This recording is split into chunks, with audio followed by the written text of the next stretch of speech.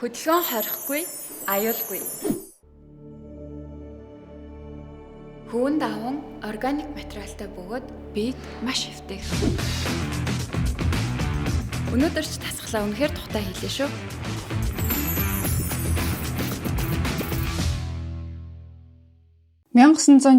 оны 5 сарын 2-нд Гайтигийн төв хэсэгт байдаг Альберт Швейцарын нэрэмжит эмнэлгийн нэг өрөөнд Анжелина Нарцисс гэдэг нэртэй дунд иргэм насны эмэгтэй явж орсон. За орсон даруйдаа тэр бол өөрийн 40 настай ах Clairvius-ийг эмнэлгийн орон дээр байгааг нь олж харсан. За бүтэн нэрийг нь болохоор Clairvius Narcisse гэдэг. За үүнээс хойш бол Claire гэдэг арай жоохон богино товч нэрээр дуудаад явъя. За тэр бол нэг гарандаа тусал залхуулсан, нүүрэнд нь хүчил төрөгчийн маск зүүцэн, нүд нь анаастай. Тэгээ Анжелина гарнаас нь зөөлөн хатгаад сайн уу гэж хэлсэн ч ах нь бол хариу үйлдэл үзүүлээгүй. Анжелина бол түрүүхэн нь Claire-ийн эмч нартай уулзаад нөхцөл байдлын талаар мэдээлэл авчихсан байсан. За тэр бол 2 хоногийн өмнө ах нь цусаар ханиалгаад маш өндөр халуурсан байдалтай эмнэлэгт хүргэгдэж очсныг бол мэдчихсэн. За эмчнэр бол түүний халууныг нь бууруулж чадсан ч гэсэн цусны даралт нь бол маш өндөр байгааг бас уушгинд нь шингэн хуримтлагдж байгаа гэдгийг олж тогтоосон. Гэхдээ энэ шинж тэмдгүүд яагаад үүссэн гэдгийг яаж хянах эсвэл зогсоохыг болохоор хэн ч мэдэхгүй байсан. Ингээд Claire-т бол анхны шинж тэмдгүүд илэрснээс хойш 48 цагч болоогүй бахаад тэр бараг бүрэн ухаангүй байдалд орчихсон. Анжелинагийн хувьд бол ахыгаа ийм хүнд өвчтэй байхыг харах нь мэдээж аимшигтай байсан ч гэсэн нөгөө талаараа маш ойлгомжтой санагдчихсан. За яагаад гэхээр түүний өөр нэг ах Claire-тэй эмнэлэг рүү хүргэхдгээс ердөө хэдхэн цагийн өмнө уулзсан. Тэгээ тэр үед болохоор Claire бүрэн эрүүл ямар ч асуудалгүй харагдчихсан гэж ярьсан байдаг. Тэгэхээр энэхүү болоод байгаа нөхцөл байдал гинэт хаанаас ч юм үүссэн юм шиг санагдчихсан. За өрөөнд явж орсныхоо дараа өөрөөс нь гадна 2 ах 2 эмэгтэй дүү гээд нийт 4 ах トゥ ус байдаг ч гэсэн хин ч ирээгүй байгаад Анжелина бол жоохон бухимдалтай байсан. За эцэг гэх нь нас барснаас хойш ах トゥ ус бол хоорондоо бараг тасралтгүй маргалдаж байнга л үйл ойлголцох асуудлууд үргэлжилж байсан. Бүх асуудлын төвд ихэвчлэн Claire байдаг байсан. За яагаад гэхээр эцэг гэх нь өөд болсны дараа тэдний мөнгө хөрөнгө бас газар нутгийг энэ Claire гээд хүн өвлөж авсан юм билээ. Тэгэхээр Claire тухайн үедээ бараг л хаан шиг амьдарч тосгоныхоо хамгийн сайхан байшингуудын нэгэнд нь амьдраад хөрөнгө мөнгөө байнга гайхуулдаг байсан. Харин Анжелина тэгээд бусад ах トゥ ус нь санхүүгийн хувьд маш хүнд байдалтай амьдарч исэн юм. Тэгчээд Claire-с тусламж хүсэх болгонд нөгөөх нь дандаа татгалцдаг. Тэрнээс нь болоод гэр бүлийнхний хоорондоо бараг эвлэрхээргүй төвшөнд хагаралцсан. Тэгэхээр ингээд биеийн байдал нь муудсан байгаа үеэр түүнийг эргэж тойрч байгаа ах トゥ уч байхгүй. Ганц Анжелина л ганцаараа ирчихсэн байгаа нь энэ байсан. За тэгээд тэр өрөөнд нэг сандал дээр суугаад хэдэн минутын турш ахыгаа чимээгүй ажиглаж суусан. За эхэндээ болохоор амьсгал нь хэвийн юм шиг удаан тогтвортой бас жигд хэмнэлттэй амьсгалж исэн. Тэгжсэн гинэт амьсгал нь цээжин дотроо гацаад байгаа юм шиг байдалтай болж эхэлсэн. Тэгснээ шүгэлдэж байгаа юм шиг бас юм хүржигнэж байгаа юм шиг сонио аваа гаргаад өөрөө хагас ухаантай байсан болохоор амьсгалж чадахгүй байгаад нь би энэ өөрөө хариу үйлдэл үзүүлж байгаа гэдэг нь илт байсан. Анжелина юу ч бодолгүйгээр ахыхаа гараас нь чанга атгаад тэр үеэр Claire болохоор төрхөн зуур хүчлэн байж нүдээ нээгээд буцаад ансан. Анаастай зохины доор нүд нь нааш цаашаага хурдтай хөдөлж байгаа гэдгийг Анжелина бол анзаарч харсан. Нөгөө хүржигнсэн аваа нь амьсгал боогдож байгаа хүний гаргадаг багтарсан чимээ болж хувирсан.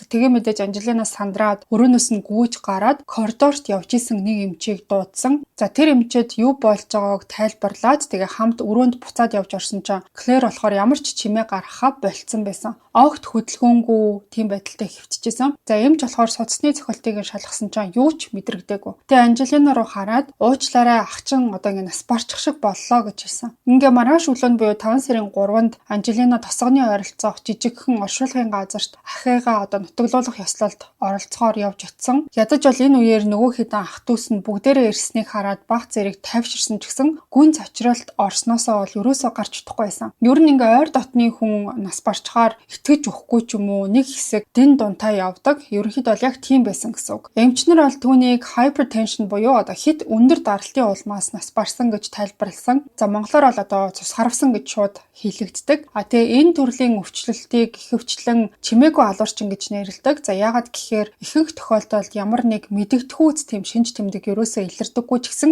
зүрх судасны системд бол байнга ачаалал үүсгдэг. Тэгснээрээ зүрх болон судаснууд гэмтээд зүрхний шигдээс тархинд цус харвах, за бас бусад ноцтой хүндрэлүүд үүсэх эрсдэл нэмэгддэг. Клэрт бас уушигны хаван үүссэн. За энэ нь болохоор уушгинд шингэн хуримтлагдаад эцэстээ амьсгалах боломжгүй болгодог. Нас барахынхаа өмнө түүний гаргаж ирсэн багтарсан юм шиг чимээ нь магадгүй тэрнтэй холбоотой байсан гэж дүгнсэн. За энэ маягаар бол эмчнэрийн зүгээс ахт нь яг юу тохиолдсныг ерөнхийд нь Анжелинад хэлж тайлбарлаж өгсөн ч гэсэн яагаад ийм зүйл болсон гэдгийг мэдэхгүй байгаагаа хэлсэн юм байна. Бас энэхүү шинж тэмдгүүд анх яаж үүссэн гэдэг нь бүхэлдээ тодорхойгүй байсан.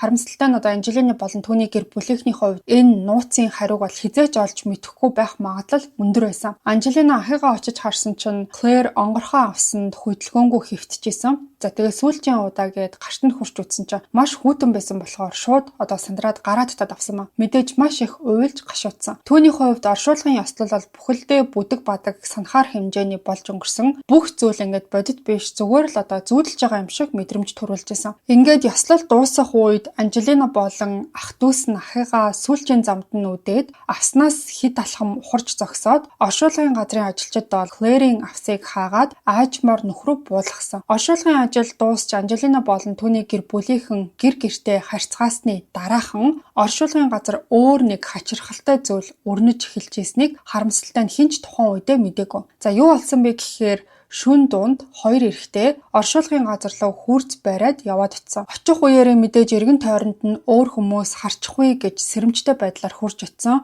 Тэгээ хин нэгэн хүн харж анзаараагүй мэдснийхээ дараа Клэрийн дөнгөж болсон булшин дээр явж ицсэн. Тэгээ хурцээрээ ухаж эхэлсэн. За ухаж эцэст нь авсыг гаргаж ирээд тагийг нь тогтоосон хадааснуудыг нь мулталсан. Тэгээ авсыг онгоолгоод цогцыг гаргаж ирээд булшны нүхний хажууд газар хэвтүүлсэн. Дараа нь гяс авсаа хаагаад шороогоор буцааж нүхийг хаагаад өвснүүдийг урд нь ямар байсан шиг нь тавиад хинч булшинд хүрээгүй юм шиг байдалтай болгоод үлдээсэн. Тэгчээд Клэрийн гар болон хөлийг нь боогоод хар даавуугаар ороогоод хамтдаа мөрөн дээрээ үрч оршуулгын газраас аваад тосгоны захын эзгүй зэлүүд газар руу яарад явсан. Нар мандах үеэр тэд нар ол зогсоод модон дунд нуугдах тохиромжтой газар сонгож тэндээ хэсэг бүгсэн.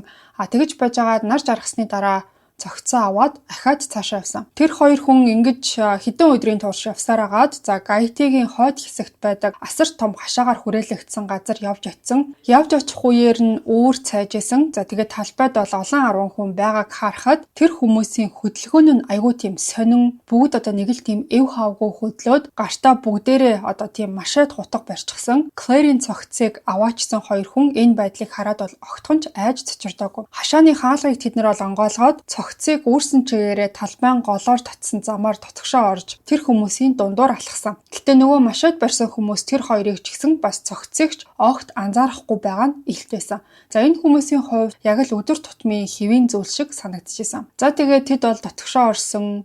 Байшингийн дотор тал нь үндсэндээ ганцхан том өрөө байсан. За голд нь бол нэг ширээтэй. Тэг хан дагуу тавиурнууд игнээд өршсөн харагдчихсан. Тэр тавиурууд дээр нь шилэн савнууд дүүрэн, тэг дотор нь болохоор хатаасан ургамал, чихмэл жижиг амтан, бас хүний яс юм шиг харагдах зүйлүүд ч гэсэн байсан. За өрөөний гоолд бол нөгөө хоёр эрэгтэй эзэн нь зогсож исэн. Эзэн гэх хүн нь нэлээд өндөр настай. Тэр хоёр Клэрийн цогцыг ширээн дээр тавиад хар даавууг нь тайлсан. За уган болохоор Клэрийн нүрийг маш анхааралтай харж инээмсэглээд нөгөө хоёр эрэгтэй тус бүрт нь нэг боодол мөнгө өгсөн. Солонгосын Happy Moon Day брендийн удаагийн дугаартаа маань хамтран ажиллалаа. Сарын тэмдэг ирэх үеэр тампон хэрэглэхийн давуу талуудыг та бүхэнд хэлж өгье. За зарим хүмүүс бол аюултай гэж боддог ч гэсэн яг үнэндээ огтхонч аюул байхгүй, цэвэрхэн, за өдөржин тухтай байх боломжийг олгодог. Гол нь та 4-8 цаг тутамд солих хэрэгтэй. Тампон хэрэглэснээр та усанд сэлэх, бариу хувцас өмсөх, спортоор хичээлэх гэх мэт бүхий л идэвхтэй цаг үед хэрэглэх боломжтой гэдгээрээ давуу талтай. За элдв өнөр ялгархгүй, сарын тэмдэг ирчихсэн гэх мэдрэмж байхгүй, ариун цэвэр талаасаа ч гэсэн илүү тааламжтай байдаг. За ялангуяа зуны уйлралд тампоны хэрэглээг төлхөө сонгохыг зөвлөе. Органик хөвөн давуу материалтай Солонгос улсад үйлдвэрлэгдсэн хүний биед гаж нөлөө огт үзүүлдэггүй өөрөөсөө түлхэгчтэй Happy Monday брендийн тампоныг CU болон Efes-ийн бүх салбар дэлгүүрүүдээс худалдаж авах боломжтой. За ингээд хэдүүлээ дугаар руугаа буцаад оръё. Энэ явдлаас 18 жилийн дараа буюу 1980 оны 2 сард Анжелина Гайтигийн тосгондоо нэг задгай зах дундуур алхаа явж исэн. Ах нь нас барснаас бараг л 20 жил өнгөрчихсөн байсан. Үннийг хэлэхэд тухайн үеэр Анжелина ахыгаа урдных шигэ бараг л боддоггүй болчихсон байсан. За тэгээ тэр өдөр бол зах дээр явж исэн чинь нэг хөгшин эрэгтэй түүн рүү дөхөөд ирсэн. За тэр хүн бол маш туранхай, хацар нь хонхойтсон, бас амных нь нэг захаас чих хүртэл нь үргэлжлэх, уурт бас гүн сорвтой харагдчихсан. Нүд нь одоо тийм цус хурцсан юм шиг улайцсан. Тэ ядж хахад нүдээ бүлтийлгээд байж байгааг нь харахаар бараг л галзуу юм уу гэж бодогдохоор байсан. Тэгснээ Сөнг бас ширүүн хоолоогоор намайг Claire гэдэг Анжелинагийн төрсөн ах гэж түүнд хэлсэн юм байна. Анжелина бол тэр хүнийг хараад бас үгийг нь сонсоод ахыгаа гэж бол өрөөсөө бодоогүй. Зүгээр л одоо энэ хүн галзуурч юм уу эсвэл худлаа юм яриад байгаа мó гэх төдий зүйл ботсон. Өөрийнх нь ахтай энэ хүн огтхонч адилхан байгаагүй. Тэгээд ч ах нь нас барчихсан. Өөрлөө төхөөд ирсэн болохоор Анжелина түүнд хандаж "Үгүй ээ, та миний ах биш, намайг 50 орхио" гэд хэлсэн чинь нөгөө хүн тэгж хэлхийг нь сонсоод гинт сандарч бараг л галзуу хүн шиг айшилж эхэлсэн. Тэр Анжелинагийн мөрнөөс нь чанга атгаад хүчтэй сэгсэрч угдчихад "Би үнэхээр Claire мөн" гэж дахин хэлсээрээсэн. Мэдээж гинэт нэг танихгүй одоо юм галзуурсан юм шиг хүн тэгж барьж аваад ингээ сэгсрээд унахаар мэдээж сандарна. Анжелина бүр айсандаа хашгирч эхэлсэн. Эргэн тойронд нь хүмүүс бас шаваад эхэлсэн. За удаачгүй нэг цагдаа хурччоод нөгөө хөгшин эрэгтэйг барьж аваад чирээд холтоосон. За тэгээ тэр өдрийн орой гэхэд бол цагдаагийн хилцээ нэг өрөөнд өөрийгөө Claire гэж зүтгэсээр байгаа хөгшин хүний өөдөөс одоо нэг цагдаа хараа сууж исэн. Тэгээ ярьж байгаа түүх нь үнэхээр одоо галзуу солиотой хүний яриа шиг сонсогдчихсэн. За яагаад гэхээр тухайн хүн бол өөрийгөө 18 жилийн өмнө нас барсан. Тэгээ яаж өнөөдөр ингээд амьд байж байгаа тухайгаа тайлбарлах гэж оролдчихсэн байна. Түүний хэлснээр бол 18 жилийн өмнө нас барах үедээ тухайн үед болсон бүх зүйлийг тэр бол санаж байгаа. За тэгээ эмч түүнийг нас барсан гэж албан ёсоор хэлжсэнийг нь ч гэсэн сонссон гэж ярьсан. Бас ах дүүс нь уйлж эхлэхийг ч гэсэн сонссон. Дараа нь эмнэлгийн ажилтнууд түүний биеийг хөргүүртэй шарил хадгалах өрөөлөө шилжүүлэхэд тэнд нь ямар их хүйтэн байсныг санаж исэн. Тэр ч бүхэл авсны тагийг хадаж битүүлэх чимээг нь сандаг.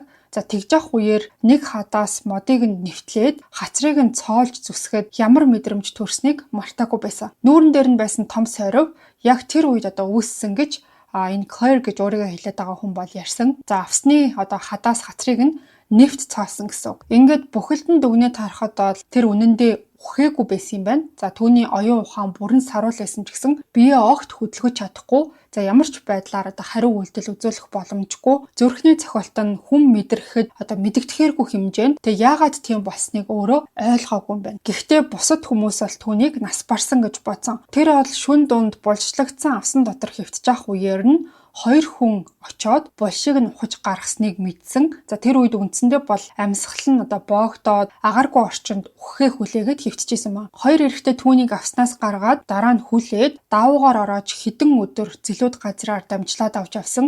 За тэгээд эцэст нь нэг том талбайн голд байдаг байшин руу авч орсон. Тэнд түүнийг ширээн дээр хэвтүүлээд авчирсан хоёр хүнд 3 дахь хүнд нь талархал илэрхийлж байгааг сонссон гэж ярьсан. За тухайн байшинт байсан хүн Claire-ийн аманд нь нэг зүйл хийгээд дараа нь тасралтгүй ямар нэг тарин шиг үг давтаж уншаад эхэлсэн. Тэрнээс хойш хэдхэн минутын дараа Claire биеийг буцаад хөдөлж эхэлж байгааг мэдэрсэн юм байна. Нүдээ нээж гар хөлөө баг зэрэг хөдөлгөөд хараа нь бүрэлцэж харж байгаа зүйл нь одоо манандцсан юм шиг байдалтай биеийн хөдөлгөөн нь эв хавгүй огцом за эсвэл тасалдсан юм шиг хамгийн гол нь оюун санаа нь одоо хэвийн үе бодох юм бол илүү удаан болцсон юм шиг санагдсан байна. Яг л нэг одоо тарих толгой нь манраад бүрэн ухаантай биш юм шиг болсон. За тэр үеэр Claire бол өөрт нь яг юу тохиолдсныг ойлгосон гэж ярьсан.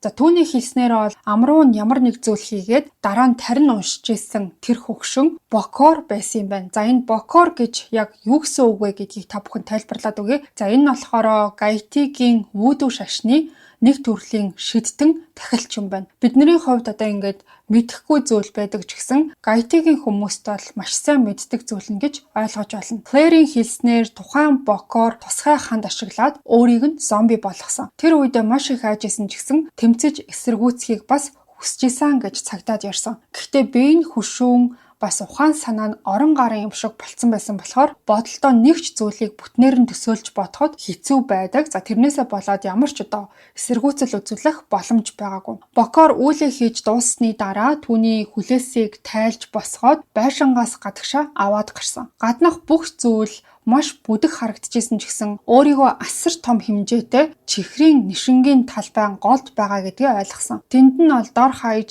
10 гаруй хүн өөртөө адилхан ив хавгүй огцом хөдөлгөөнтэйгээр машет гэд хутга ашиглаад нишинг хурааж байгаа гэдгийг нь бол харсан юм байна. Боккор түүнд нэг машет хутга өгөөд тийшээ очиод бусадтайгаа нийл ажилдаа ороо гэж тушаасан. Клэрийн оюун бодлынх нь гүнд нэг дуу хоолой энэ машетаар Боккор руу дайр тэгээд зүхтгэж хэлжсэн ч тэгж хийж чадаагүй гэж ярьсан. Боккор руу тэр бол хизээч халдаагүй. Харин тэр зүгээр л талбайраа алхаж очиод ажиллаж эхэлсэн. Ингээд тэр бол бүтэн 2 жилийн турш яг л зомби юм шиг байдалтай өдөр болгон чихрийн нишинг хурааж ажиллаж исэн юм байна. За тэгжээд л нэг өдөр бусад зомби болсон хүмүүс нөгөө Боккор руу дайрч түүнийг алсан юм байна. Ингэснээр бүх зомби шиг хүмүүс гинэт л одоо эрхчлөөтэй болцгоосон. Гэхдээ Клэр болохоор тэр үед шууд гэрлүүгөө буцаж чадаагүй юм билээ. Яагаад гэхээр Боккор өөрийг нь санаандгүй сонгосон юм бишээ гэж тэр дотроо бодож исэн. Хин нэгэн Боккорт мөнгө өгөөд өөрийг нь зомби болгохоор захиалсан гэдэгт бат итгэж исэн. Ийм зүйл хийх, захиалах ганцхан хүн байх боломжтой.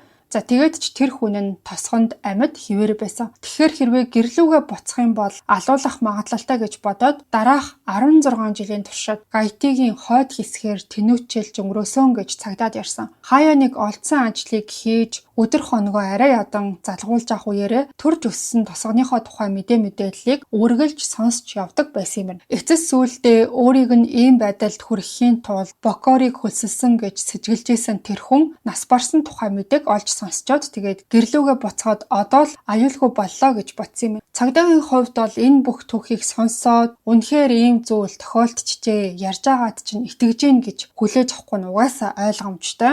Харин ч бүр ингээд галзуу солиотой хүний өдрийн тэмдэглэл шиг санагдсан. За гэхдээ ямар ч байсан шалгаж үзэхээр шийдсэн юм байна. Тэгээ Клэрийн одоо ах дүүс дээр очиод зөвхөн нас барсан анхынх нь мэдэж болохоор асуултуудын жагсаалт гаргаж өгөхийг хүссэн. За жишээлх юм бол одоо хүүхэд насны маш тодорхой дурсамжууд, гэр бүлийн нууц зүйл гэх мэт. За тэгээ дараа нь бол цагдаа нар тэр асуултыг авчраад нөгөө хүнийг бол шалгаж эхэлсэн. За өөрийгөө Клэр мөн гэж хэлсэн тэр хүн хачирхалтай нь бүх асуултуудад зөв хариулсан. Тэр үнэхээр Клэр мөн байсан. За ингээд өхлөөс эргэж ирсэн гэх энэ мэдээлэл Гайти улсдаа төдийгүй бүр дэлхийд даяар маш хурдан тархаж эхэлсэн. Google дээр та бүхэн энэ Clairvoyance Narcissus гэдэг нэрийг нь хайхаар аюул олон мэдээлэл гарч ирэхийг одоо харах болно. За бас аюул олон видео, зургнууд энэ төр илэрцээр гарч ирж илээ. За Гайтигаас бусад улс орны ихэнх хүмүүс энэ түүхийг сонсчоод зүгээр л одоо ардын домог эсвэл зохиомол луурын түүх гэх мэтчлэн хүлээж авч байсан. За харин 1982 онд буюу Клэр нас барсан гэх үйл явдлаас яг 20 жилийн дараа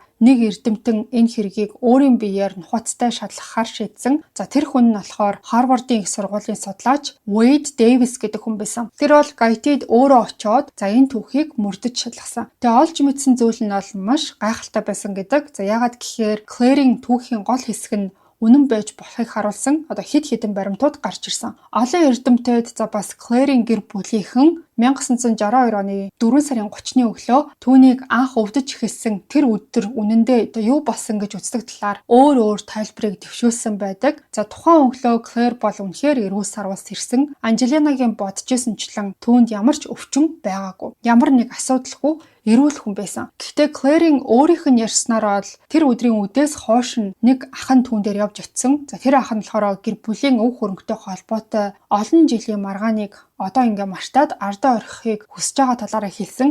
За тэгээ түүнийг тэрврээд яг тэрврэх үеэрээ тэр ах нь болохоор санаатаагаар арьсан дээр нь маш тийм нарийн ширхэгтэй нунтаг цацсныг Клэр бол ерөөсөө мэдээгүй. Гэхдээ тухайн нунтаг Клэрийг алах зорилготой байгаагүй. Зүгээр л хүнд өвчтөй болгох тийм нэг нунтаг байсан юм байна. Эннээс нь болоод би энэ бүхэлдээ саажсан. За тэр гар хөлөө бас нүдэж хөдөлгөж чадхаа болсон. Ер нь бол биеийнхээ аль ч хэсгийг хөдөлгөж чадхааргүй болсон. Бас тэрхүү хоорн зүрхний цохилтыг удаашруулдаг болохоор эмчнэр түүнийг нас барсан гэж андуурсан билээ. Тэгэхээр яг энэ зөвл түүний ах болон Боккорын хамдарч хувилсан төлөвлөгөөнд байсан. Хувилсан хүмүүс Клэрийг нас барсныг зарлана. тэгээд ч хурдан оршуулна гэдгийг мэдчихсэн. Тийм болохоор булшилсныхан дараахан хоёр эрэгтэйг булш руу нь явуулаад саажсан хിവэрэ байхад нь гаргаж ирэх тушаалыг Бокор өгсөн байсан. За тэгээд дараа нь бол түүнийг чихрийн нишрэнгийн тариалан руу аваачаад боол болгосон юм байна. Үндсэндээ бол түүнд өдөр болгон мансар уулах үйлчилгээтэй бодис өгөөд тасралтгүй ажилуулдаг байсан юм. Тэгэхээр Claire-ийн ах яагаад ийм зүйл хийх болсон бэ гэхээр нөгөө л нэг эцэг гэхээсээ өвлөж авсан хөрөнгөө бусадтайгаа хуваалцсангүй хэд хуваа хичээсэн болохоор шийтгэл болгож ийм зүйл хийхээр шийдсэн. За хожим нь бол Claire-ийг саажуулсан нунтаг бодисын гол идэвхтэй найрлага нь тетрадотоксин болох нь тогтоогдсон. За энэхүү тетрадотоксин гэдэг нь pufferfish гэд байдаг шүү дээ. Ингээд нөгөө айхаараа ингээд бүрийнхээ олчдаг. Тийм загснаас гаргаж авдаг маш хүчтэй хор юм байна. Бас тариалангийн талбай дээр аваачсны дараа Бокорын түүнд уулгасан шингэн тэгээ өдөр алган шахуу хүчээсэн бодисны гол найрлага нь зомбины өргөст хэмэх гэдэг нэртэй тийм ургамал байсан гэж үздэг. За энэ нь болохоор гайтид ургадаг, хэрэглэхлээр тийм хий юм харахад хүрэгдэг, сэтгцэд хүчтэй нөлөөлдөг тийм үйлчилгээтэй ургамал байд юм байна. За Claire болохоор тосгондоо буцаж жоод өөрт нь тохиолдсон бүх зүйлийг дэлхийн нийтэд ярьсныхаа дараа амьдрал нь хэвийн байдалтай болсон. За тэр бол ах дүүстэйгээ хамт амьдарч агаад 1994 онд 72 настайдаа нас барсан юм байна. Өөрийг нь тийм байдалд хүргэсэн хүмүүсийг тодорхой нэрлэж чадчихсан ч гэсэн тухайн хүмүүст бол хизээж хариуцлага тооцоолж чадаагүй болж өнгөрсөн бүх зүйлийг ярьж эхлэх үеэр түүнийг хорлсон ах бас Бокор хоёр нь хоёулаа нас барчихсан байсан. Ингэснээр энэ аимшигтай хүний осноос гажууд хэрэг дээр ямар ч хүн хуулийн өмнө хариуцлага хүлээгээгүй өнгөрчихсэн юм байна. За ингээд ийм нэг үлгэр домог шиг хэрэг байна. Ийм төрлийн басын авдалт дуртай хүмүүс байх юм бол яг энэ Clairvius narcissus гэдэг нэрээр нь бичээд бас цааш нь судлаад үзээрэй. Бас Bokor гэд Google-ээс хайгаад үзэхээр тийм айгүй эвгүй царай төрхтэй хүн айхгүй байхын аргагүй тийм зан үйл хийдэг гэдг нь илэрхий харагдахаар зургнууд маш их гарч ирж байлаа. Та бүхэн энэ хэргийн талаар юу гэж бодов? Өөрсдийнхөө бодлыг комент хэсэгт бас бичиж үлдээгээрэй. Ингээд өнөөдрийн дугаартаа маань Happy Moon Day брэнд хамтарч ажиллалаа. Өөрөөсөө төлөхөгчтэй органик хувин даван тампоныг CU болон FS-ийн бүх салбар дэлгүүрүүдээс худалдаж авах боломжтой. Дугаараа дуустал сонссон нийт сонсогчдод баярлалаа. Хэдүүлээ энэ хагасаа өдөр 167 дахь подкастаараа эргээд уулзъя.